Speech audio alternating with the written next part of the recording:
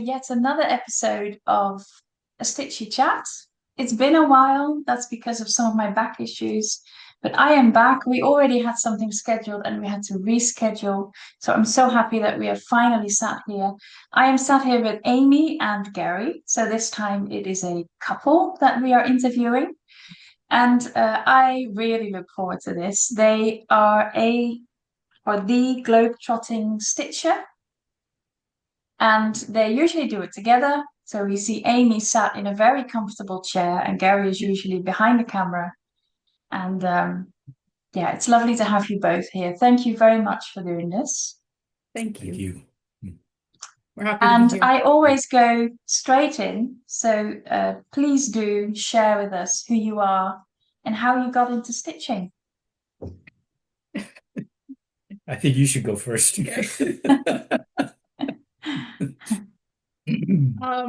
So I started stitching. I'm gonna date myself here a little bit. I started stitching in the late 80s when I was a child. And it was just something that I remember seeing at the craft store when my mom would go, and I thought that looks really fun. And so she indulged me and she picked up a couple things for me, and I kind of figured it out on my own. So very much a self-taught stitcher, so I've made plenty of mistakes along the way. But yeah, my actually I've always and people who watch our channel know that I tend to favor really large projects. I just can't stay away from them. And so I've always been inclined that way. My very first project that I finished was a dimensions kit that was, in hindsight, far out of my league for a beginner, but I somehow managed to do it. So that's where I got my start, and I've had a couple of breaks over the years, but I've been pretty consistently stitching along. Yeah. But so for years and years to keep doing the same thing and still be enthusiastic about it, that does say something, doesn't it? Yeah, I think I found my niche. That's I what they think you call did. it. And how about you, Gary? Did Amy get you into it, or Yeah, was it someone else? it came with the marriage. Was in the contract. Yeah. Yeah. You had to. Yeah, it was you got to do this. No, she was I was taking a digital media class, and she said she wanted to have a YouTube channel. And we thought, what a better way than to get my skills going than I'd be behind the camera and she'd be in front of it. And I think for the first maybe 20 or 10 to 20 episodes, somewhere in there, I'm not in there at all, except my arm reaches in for a drink at some point. But my whole body is not in the earlier ones. Um, but yeah, and I bought one of the ones that made me want to go ahead and give it a try. But I looked at what she was doing, and I just don't want to do anything as elaborate as what she's done. But I did find some interesting things to do, and I keep finding more interesting things to do. So I'm enjoying what I'm doing. But so that's how I got started. I think I have total of 7 completed projects right now, and none of them are full coverage. And none of them ever will be. But it's fun. It's a real nice thing to do. And Yeah. he's always been like, even before we got married, he always had like these, he likes sort of detailed crafting kinds of things, like painting models, and he used to make jewelry. And so I think cross stitch was kind of because of the detail of it, I think it was sort of a natural thing for him to kind of become interested in. So Yeah. There's also a lot of logic in it, you know. You put an X all over the place and it turns out like this. Yeah. There is logic. I like the logic too. I like to work very structured throughout a piece. I love that. Mhm. So how does it work in the evenings? Are you just stitching together, or do you have a very different stitching time or stitching routine? Uh, Amy stitches every night, and I stitch maybe every other Tuesday. I don't know. I don't. I get addicted to video games, and that's what I do. I also take a lot of pictures, which I haven't been doing lately, which I should get Yeah, back into. yeah. But yeah, but it's kind of like it's turned into both of ours hobbies, I guess. It was hers, but now it's kind of both of ours. So when I have time, I find myself doing that as Mm. opposed to other things that I could be doing, which is okay because I think variety is the way to go. It has many experiences as you can tolerate, you know. Absolutely. Yeah. And you can use your photographing skills to get nice pictures for an Instagram account. Yeah, Yeah. yeah. Well, I started Instagram, and I hope this isn't the wrong thing to say, but when I started Instagram, I had just started into photography, and I thought it was a great place to upload images, and that was true for a couple of years, and then it slowly started to change into a different animal.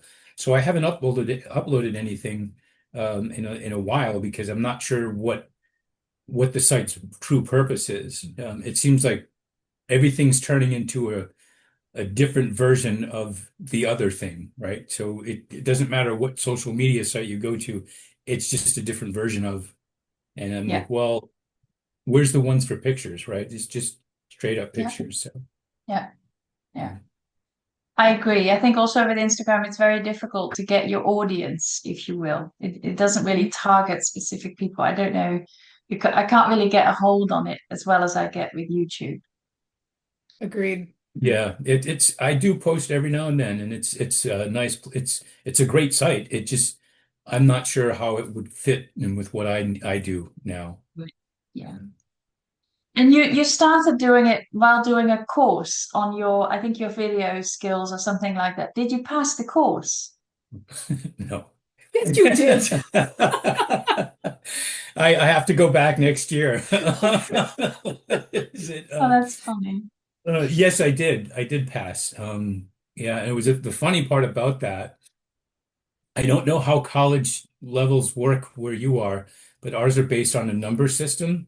And the Yeah. lower the number, the I won't say the easier the class is, I'll say the more general the class is.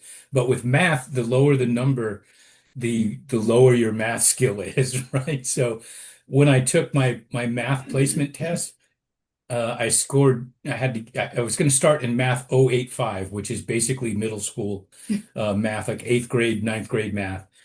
Um, but I went from that to finishing pre-calculus, and this was all at 55. So I was pretty proud of that. That was fun. Yeah. Yeah. And Amy, if I may ask you, because this has been on my mind since forever, because I watch you talk about all your travels. You travel all over the world. It's basically it's your work, it's what you do. Hmm. And then you say, "Oh, I've been traveling and I've been stitching on this enormous piece with a million colors." And I'm thinking, how can you do that? Because when I travel by train, I pick a piece that has, I don't know, four colors, and I'm Hmm. quite struggling how to get all of it together. So how do you do that? Addiction. Um, so what I usually do is, I mean, I do try and pick within my pieces. So for instance, a project that requires a lot of DMC, um, I don't have when I kit up a project, if it's a DMC based project, I don't pull the DMC and like put that with the project. I have a master set. And so when I'm working on a project, I'm just pulling in and out of my master set while I'm working on it, but I don't buy a separate set of floss for every project. So when I'm traveling, if I've got a project that's got a lot of DMC, I don't ever travel with that project. So I usually within the projects that I have that are active whips, we'll choose something. And sometimes I'll talk about how I'm kind of manipulating my rotation a little bit because of my travel so that I can take something that, maybe it's a project that has fancy floss kitted with it or that is a kit. And so those I find easier to travel with just because the flosses are already kitted with the project. But while I'm at home, I generally stitch in a Q-snap and I use a Lowry stand, but when I'm traveling, I'll use a hoop. And so as long as it's a good hoop size for holding, I find it pretty easy to kind of travel. I sort of have my own little travel kit that I've set up. So I've got a light that I can recharge and I can plug in on an airplane so that I've got the light that I need. And then for my birthday a few weeks ago, Gary actually got me a Nerd stand for my hoops. A little which has been, it took me a little bit on this most recent trip to get used to it. And then kind of once I figured out how I wanted to use it, it was like a little bit of a game changer because it made it even easier to like, you know, work on the hoop while traveling. So yeah, I've got sort of my own little bag of things that are specifically my tools that I've kind of pulled together over the years for what I need to travel with. And so I'm able to stitch pretty easily, like in airports and on planes and occasionally in hotel rooms, although that's sometimes a little hit or miss. And Additionally, have you virtually ever, every airport, oh, no, sorry. Oh, Virtually every airport over there is aware of her. yeah, So just because of all of the different that's things she has. yeah, that's true. Schiphol is my favorite for what it's worth. It's my favorite is airport in it? the world. Yes, I love Schiphol. Oh, That that's is so interesting. weird to have a favorite airport, isn't it? That's okay. I don't like Skipper, but then I don't like flying in any way, shape, or form. But I'm happy that you like it. And have how many pieces do you bring? Do you bring one stitch for the whole travel and you just think I'm gonna make good progress on that one, or do you bring several with you? I usually bring two and I'll stuff them both into the same project bag. So what I tend to do is have like a travel stitch, which is intentionally chosen as like a smaller design. And that one is usually what I'll stitch on like on the plane and in the airport, just because it is a little bit, easier to manage and to wrangle. And then I'll have a regular size project from my rotation that I take for if I have time in a hotel. And I've got like a little more space to spread out. So usually two, but every now and then I'll just take one because, it makes more sense for that particular trip. Yeah. You're very organized, much more organized than I am when I When you do travel. that, do you have one that you work on the plane on, like while you're traveling, and one that you work on when you're not traveling? Yep. I Very have a organized. I just Absolutely. do better with structure. It's a problem, I know. No, it's not a problem. It sounds very, No, just very fine. clear. Yeah. I bring six projects because I don't know what I want to stitch on. So I'm like, oh, I need to take different color schemes and different kind of patterns because I don't know what I want. So I think it's very easy to have just two, and that's what you're working on. Yeah. I feel like I'm a little bit of an unusual beast in the stitching community globally, just because I think a lot of people trend toward the kind of the stitch what you want when you want and just sort of whatever wherever the spirit leads kind of an approach, which I think is amazing. Um, and I'm like on the far end of the highly structured spectrum where I've got this very almost rigid rotation and I know what I'm good. Did you want to say something? No, no. Like Rigid is a word to describe it. I know what I'm gonna stitch. I've got a schedule. I've got, I'm gonna start on this date and I stop on this date. And it for me that doesn't feel constraining for me, I think because um part of it is just like that's my natural bent and so that feels comfortable for me, but I think also because my work requires a lot of decision making. It takes the decision making out of it to have that kind of set. And so, and I'm also really inclined toward like what keeps me motivated is seeing progress on my projects. And so having that kind of a structure also helps me usually get a fair bit of progress on each project when I work on it. So I know that I'm unusual. I know that like the way that works really well for me does not work for most stitchers. And so I think that's one of the really beautiful things about this hobby is how each of us is able to kind of take it and approach it in a way that works really well for us, and we can all still love it and enjoy it and make beautiful art. Yeah, I agree. And Gary, how is your routine? Are you very structured in what you stitch on, or every other Tuesday you just grab whatever you have? Yeah, you said something about opposites attracting earlier. I did. Yeah. I don't know. For me, it's sometimes what it boils down to is, we're shooting in 2 days. You better you better get something done.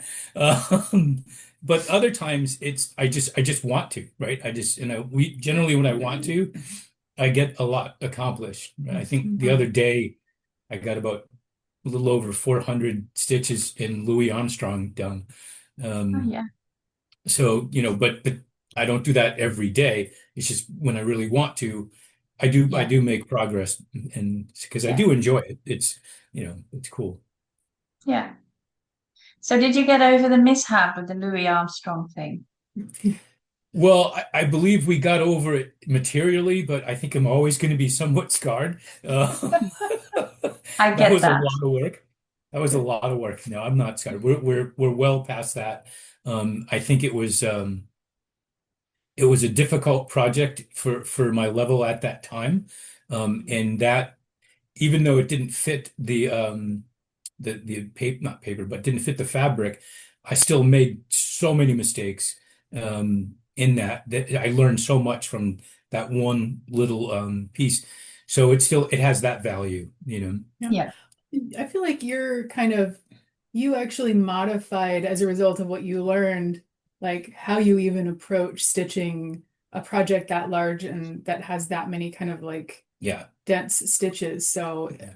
Because yeah. the Louis Armstrong will be like a half a box really dense, and then the next box there might be nine in the entire 100, there might be nine. Yeah. So it gets weird. So you got to really pay attention. Yeah. It will throw you off. So I work in lines, going up or down, whichever works, for where I am, and I only do a row of 10. And then I check that off and I mark each line as I do it. If I don't do that, I'll find somewhere down the road this one will be up higher than it should be. And then I've got to go all the way back and find Yeah. out why this is. So if I do it just the 10 at a time, I've been able to keep the errors minimal and less frequent. So And it's a lovely piece, and you're getting there. yeah, Yeah. yeah. Thank you. Thank you. Do you have any stitches to show us and tell us about? Is that for me or for her? Or we well, For both of you. It's all right. Well, whoever wants to show something first. hers are cooler, so I'll show mine. No, Show mine. stop. This is I don't see if the camera can if I can hold this right. Um this is that your mouse on It there? is. Let me move. I don't know if it there. So that's Captain America. This was another one that I probably uh I didn't have the skill set to do this when I got this one. But It what looks struck great me, though. Isn't no, it thanks. great? What struck me were the colors and Yeah. how they ran the gamut, and all that other sort of stuff. And I think this was I started this right around the Captain America movies were really popping at that time too. But anyway, so this one, yeah, this was a project because the for me you could see all the multiple colors and you Yeah. just never know where another color is going to be in this. But anyway, that was I think the second or third one I did. I'm not And sure. it looks sort of watercolor like. Hmm. I think Yeah, it's very that, pretty, very artsy.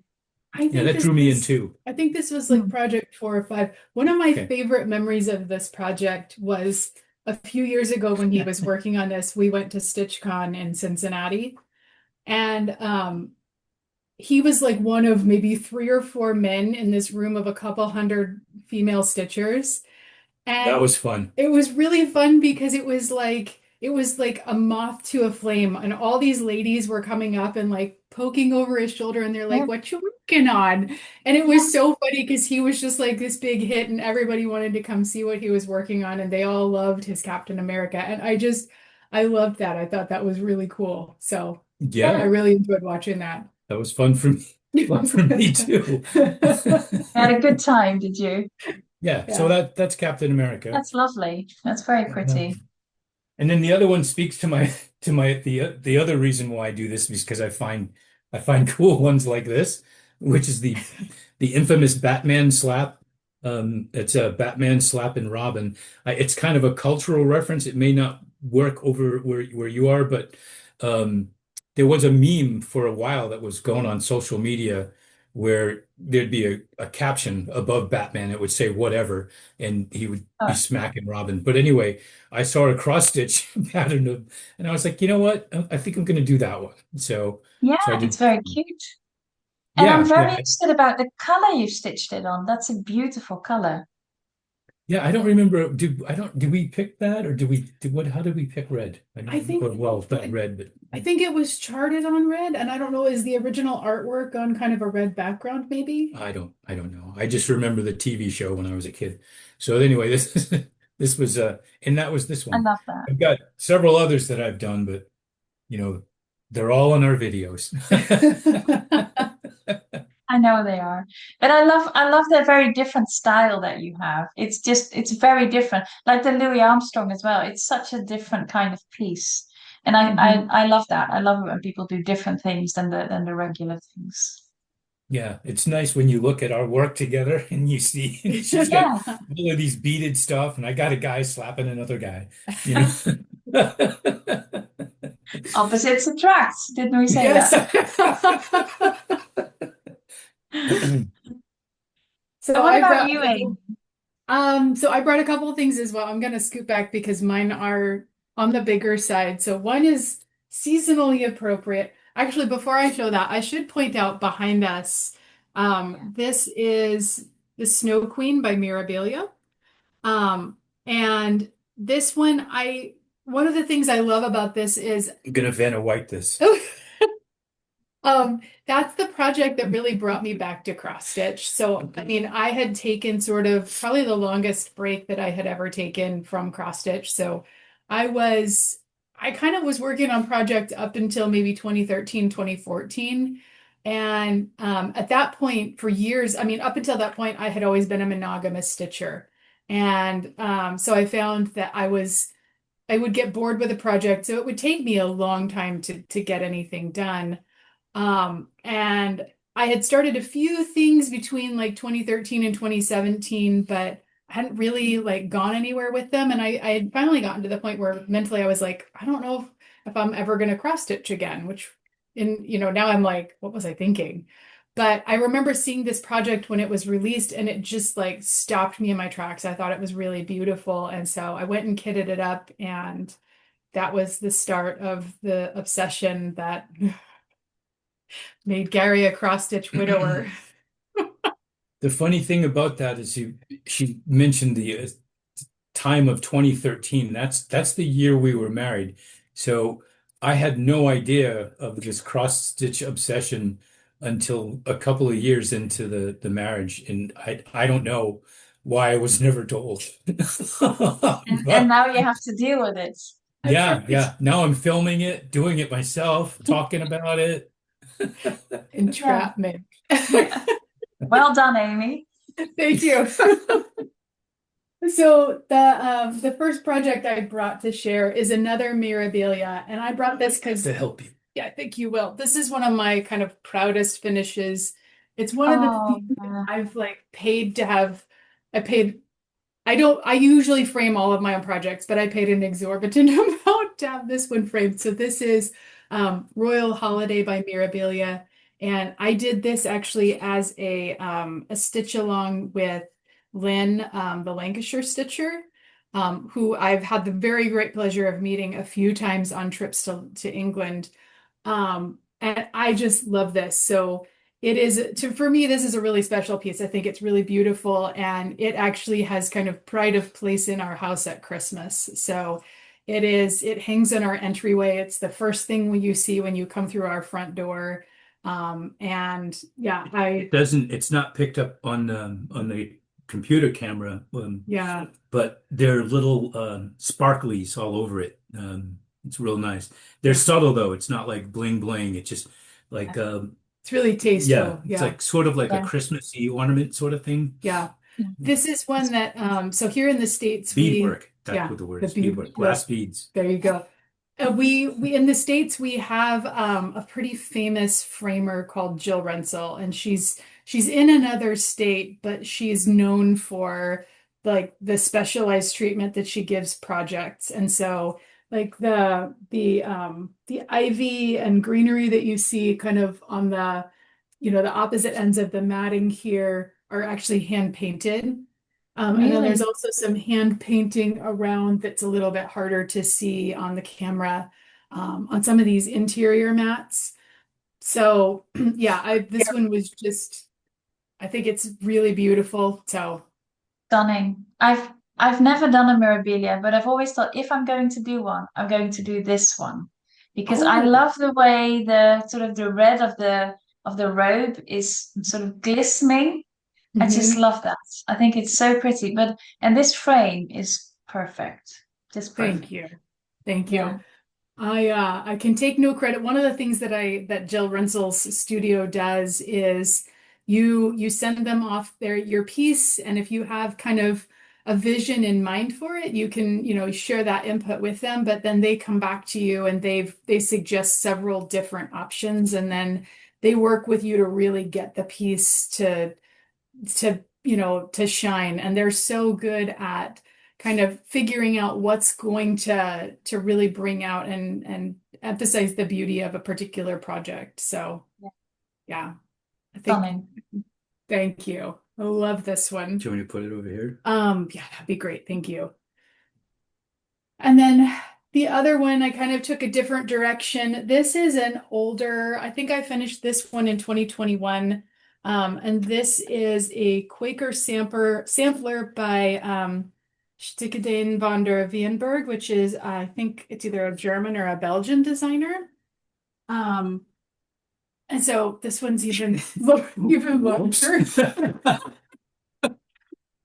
And again, I Oh, think, the camera doesn't do it justice, but I loved this one. So I also really like Quaker samplers, and I know you enjoy kind of the florals and the Quakers as well.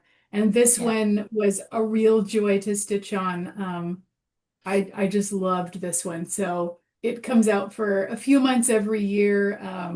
I pull it out kind of starting when I put out my Valentine's Day core, and then it stays out kind of through spring, and then it goes away again. So It's beautiful too. And again, the frame thank fits it just beautifully. thank you.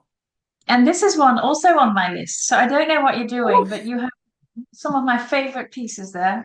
Beautiful. well, when I watch your channel, I mean, everything you stitch, I'm like, yes, yes. I think we have a lot of overlapping taste in projects, so I'm not surprised you like it.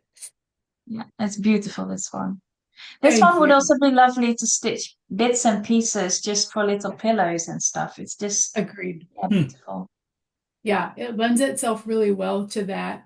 Yeah. And I love, you don't see a lot of samplers. I mean, you see a lot of red samplers. You don't see a lot of samplers that kind of celebrate those.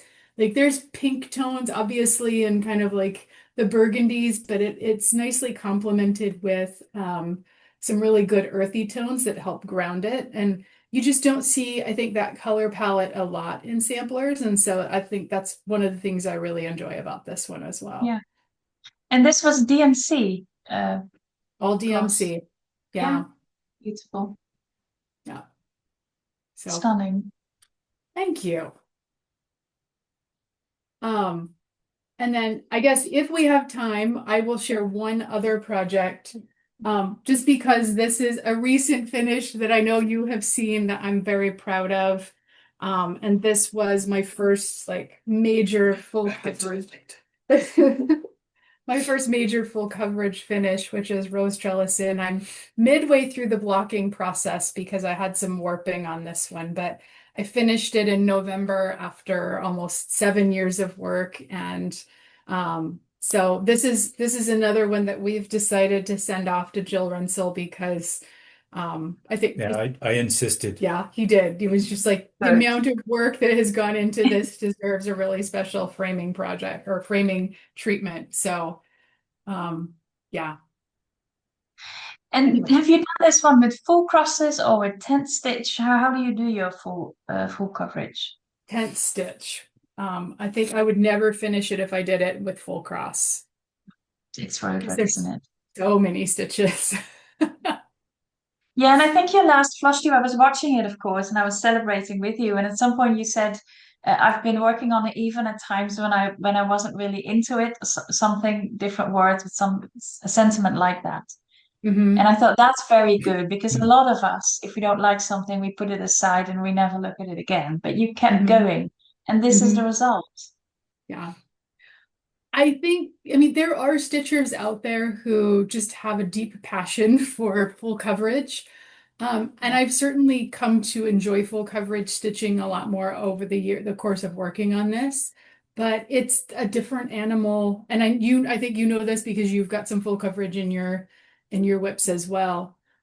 It's just a different animal. It requires a different level of concentration than some of the other styles of stitching. And so, um, especially for me, I do not enjoy stitching confetti, and this had a lot of confetti.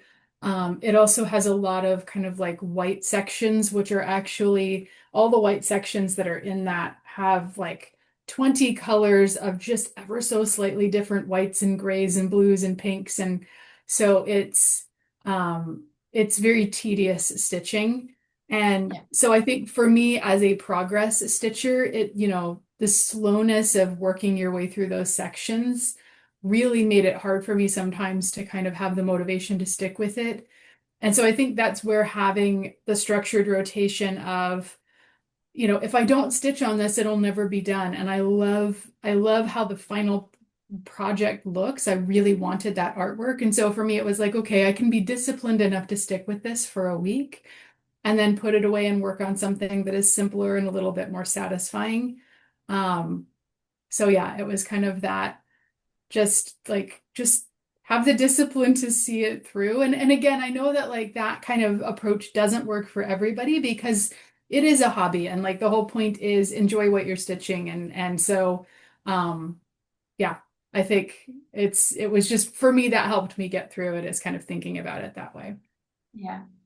And you're used to big pieces anyway, because all your pieces require a lot of stitching. Yeah. Yeah, so you're used to that. Thank you very much for sharing all those lovely pieces and very different pieces. I'm just going to move on to a few segments that I've got. Um, and one of them is a tip for the viewers. And you both have such different backgrounds in stitching. Amy, you've been stitching for a long time. Gary, you've been stitching less long, and you're stitching very different things. Do you have any tips for the viewers?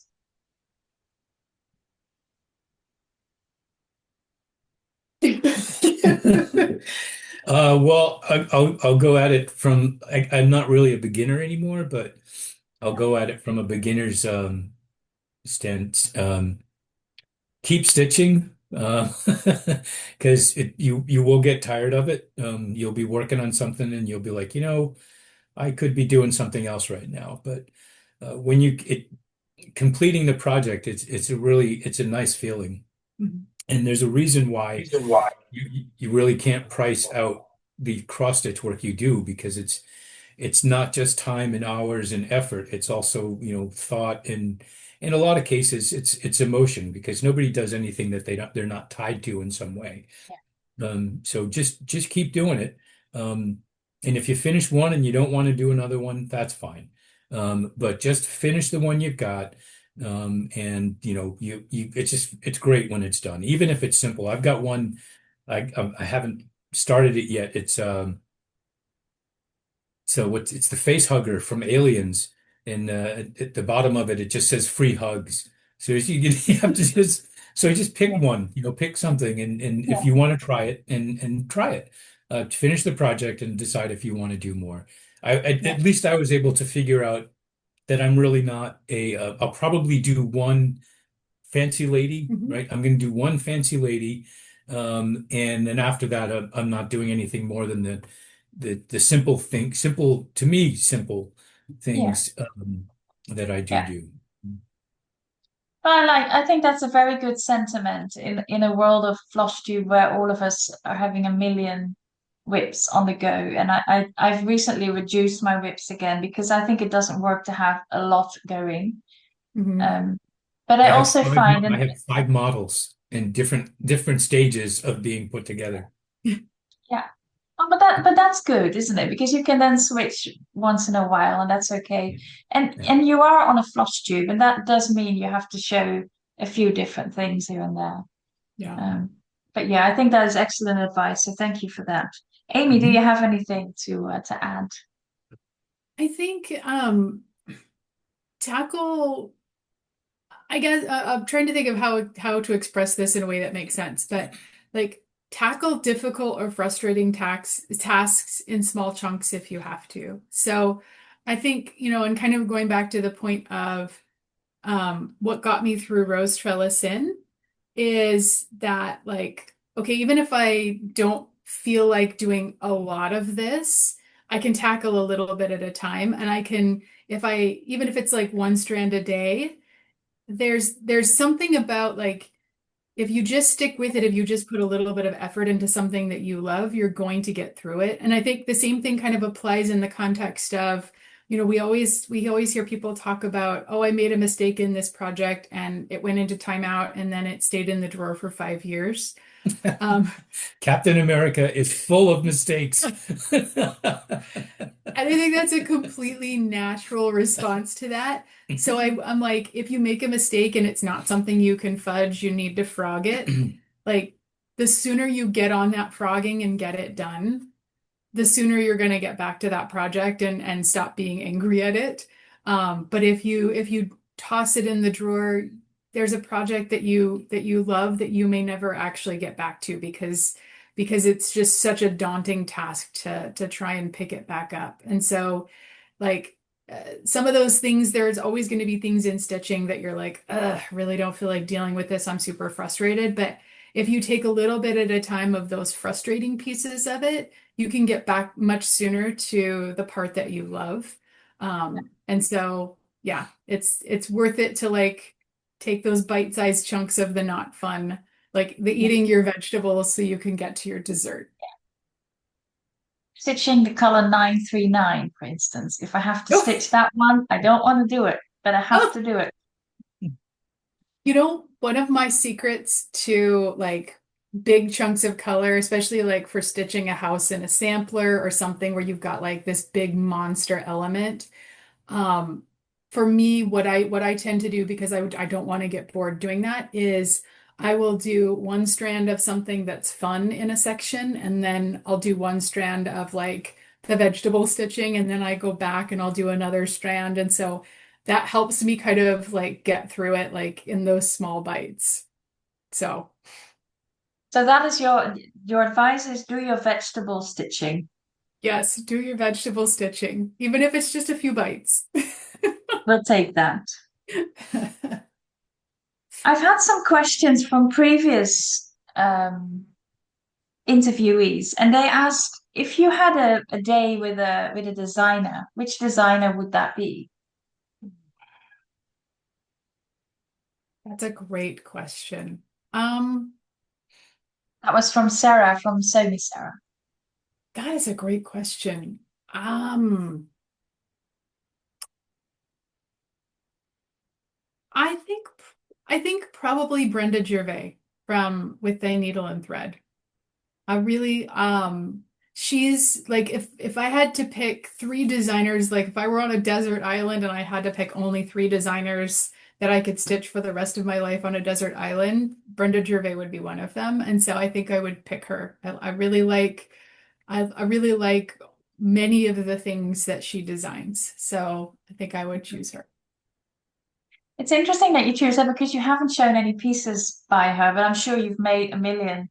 But that's just interesting. Yeah. How about you, Gary? Do you have a specific one, or are you just going to tag along with Brenda Gervais? It's probably best that I tag along. Be a good Well, husband. I mean, I can't say I have a favorite designer. I don't think I've been doing it long enough to Mm. say that because most of mine are different, all different designers. So Yeah, yeah, Yeah. there was agreed. one though I gave to my mom called was it Market To market. to Market? It was like African women and children walk into Ah, market. I wouldn't yeah, I don't remember who that designer was, but that would be nice, I think. Mhm. Yeah. Is that the same piece as was stitched by Barbara? I think she has one going to market. Might be the same one. I saw it recently. It Might be was the very same. nice. Anyway, I usually do quick fire questions. So I just ask questions and a person answers, but there's two of you. So how was I going to fix that? So I asked you to, if you have it ready, a pen and paper or markers and paper. And I'm going to ask you a question about one of you. So one of you answers for them, and the other one is going to guess that question. And hopefully, you two know each other a little bit. And this can break up a marriage. So we'll see how it goes. Well, wait a second. Oh, The All first right. one is, what is Amy's favorite fabric? And be as specific as you can be. So a count would be great, and a color would be great. Uh, what's that called again? I feel horrible because I don't remember what it's called. I'll just say it this way. Um, and I gotta have to say it this way as well. Okay. Okay. Say whatever you want, Gary. Okay. I'm good. You're good. Amy, are you good? hmm. All right, I'm very curious. What's your answer? I think it's Ada, and whatever the standard dimensions are. Like Standard dimensions. Very oh, good. there's one with a teen in it, right? Was it? Well, anyway, I know it's not. She doesn't do like 32. Like there's like 16 by whatever, and I think the 32 she doesn't do a lot of that. So I thought I know the first number, I guess, but yeah. Well, we'll You're see what Amy has to say. the 36 count Lugana. I actually don't like stitching on Ada at all. It is my least favorite fabric to stitch on. Opposites Hey, attract. Opposites there attract. you go. And I do occasionally stitch on 32 count. I've moved away from it. That used to be my fabric of choice. And I've moved into 36 count, but I still use 32 for anything that requires beading. So Yeah. Yeah. Well, there you go. Now you know a little Hmm. bit more about each other. there you go. Yeah. Wow.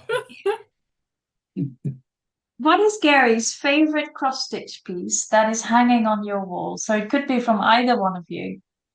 But what is your favorite one, Gary? Oh, I know that one. I don't have to write that down. Let me know when you're ready. Okay. Oh.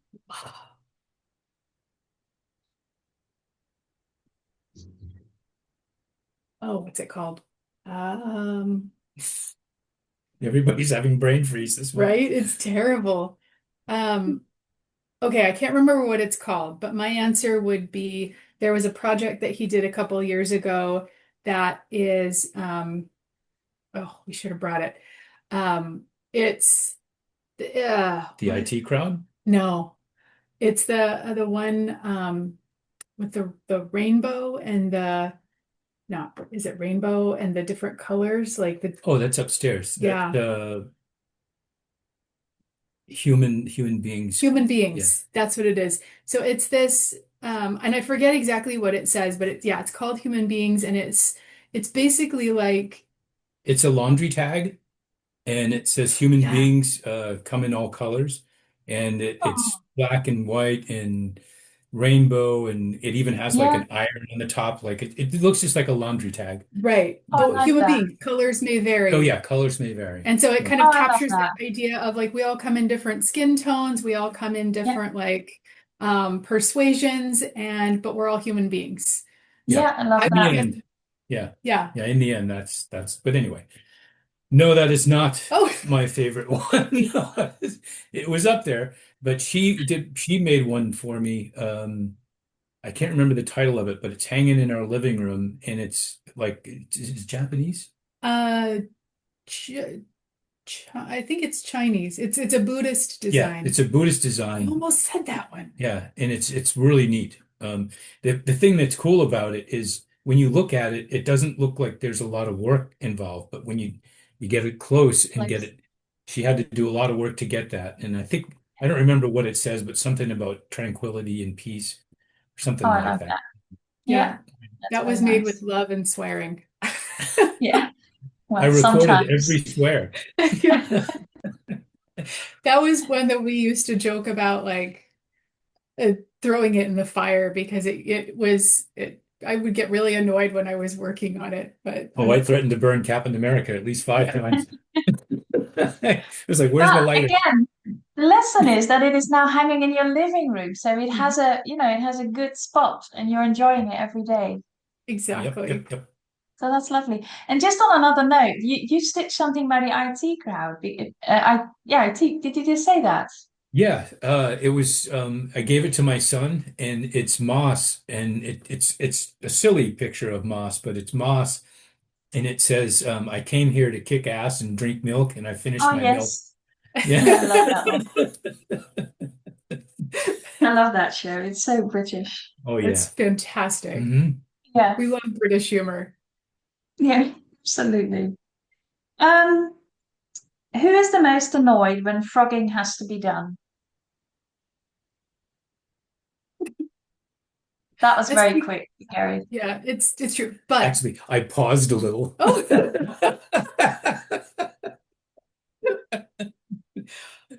but I think what needs to be said here is that I do almost all of the frogging in the household because I frog for myself. And then most of the time, if he needs frogging, I frog for him, I'm Wow. See, lucky. I'm that is a lucky. marriage, isn't it? right? Hmm. Hmm. Yeah. Sacrificial love. Yeah, absolutely. Absolutely. But yeah, when I have to frog, I'm just like disillusioned at first, and then I'm just like, all right, take it out. I'll just go for it, and she'll stay on it for a little while. I'm like, I don't want a frog. I'm tired. I'm already. I'm like, okay. Yeah, he's very pragmatic about it a lot more quickly than I am. He gets over it. Well, I'm old. I'm old. I think that's very good. Again, that brings the balance, doesn't it? Yeah, yeah. What is Amy's biggest cross-stitching mistake or regret? I can't. For me, she. I don't remember the piece, but she did a fairly elaborate piece and gave it to one of her friends, and the friend has absolutely no idea where that piece is, and it was just probably should have just kept it, sort of scenario. I think, and I don't know if that's for her, but that's when we've talked about it, that seems to be the one thing that comes up, not repeatedly, but from time to time, every day. But no, not every day. No, but that seems to be the thing that comes up from time to Yeah, time when we talk about things that might not have gone the way we wanted them to. Hmm.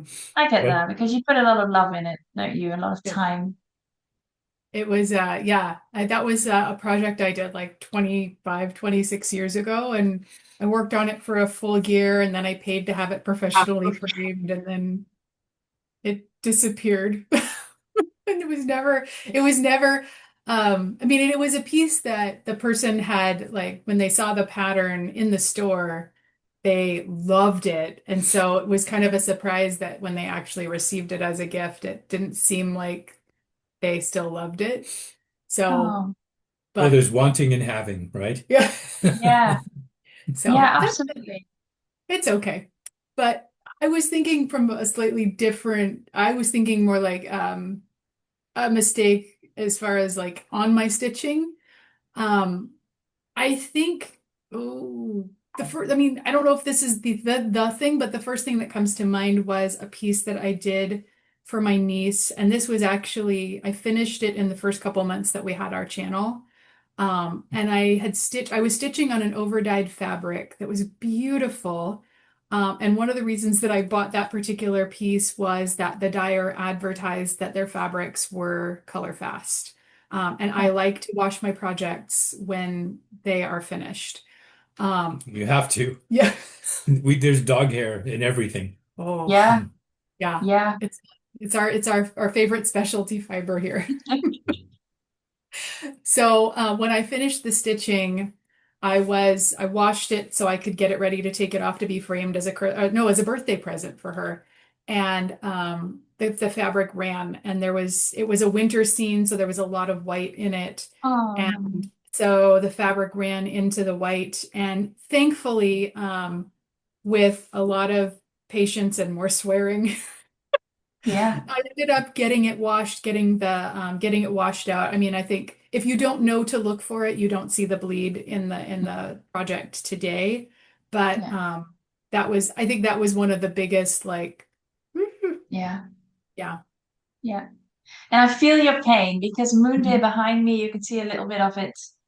I had the same freak out, but I yeah, know you can sort of fix it, but you again, if mhm. you look closely, you can Yes. still see. Yeah, When you talked about that on your channel, my heart went out to you because I was just like, oh man, I know exactly what she's going through. yeah, yeah. And it I turned really out panicked. beautifully though. It did, yeah, yeah, it did. But in the moment itself, when you see it, it's sort of like something stops in your brain, and I was like, I'm gonna throw it away. I don't want to look at it anymore. But yeah, I was able to fix it, so yay. Let's see. One more question. Um, let's end with this one. Gary, what is your favorite action figure? I hear a lot about your action figures. I'm not into them, but what is your favorite one? Wow, I don't know.